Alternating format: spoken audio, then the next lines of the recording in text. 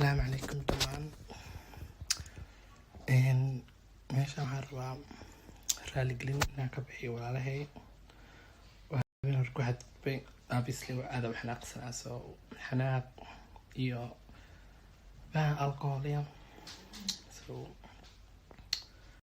bad badanaa qarqarxday an sheekada sida oo inaa dhowr hayskaas waxaa sameeyeen soli waxay ahayd kastoo maxalkiisu so aari rayo la ahayd so dhaawac kastoo igu haray ahayd like I don't know porta badanaa dadka reer America ku soo jeestay ba habeenkaas been sheegay waxa sameeyay aad u qaldanayn but it just like wax ma jiro caloosh ka soo fakata and then you regret later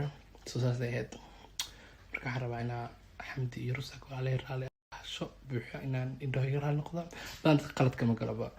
this was just like you know kiusa minkiin wuxuu ahaatee tosi rafi so raali noqdo waxyaalahan kale horta social media ma ku fiicna ani obviously hadda qaladka galaba ogahay and kiusa minkiin obviously baan yaafay ma jirto adinkan hopefully qaladka aan ka galay iga cafiya balse dadkan xumaanta faafinaya xumaanta joojiya I don't understand why qof muslim iskugu sheegaysaa waxa u jeeday inaa indhahay gadud ahaayeen hawada saarna urinay kabacdina meel kasta saa u faafinaysin you know it's not good but hopefully that on help it no taywlahay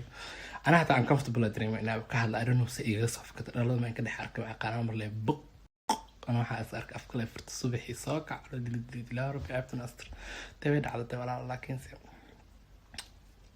unexpected and in la because solo real data kota in badanaan horta aan walahi dad kama galo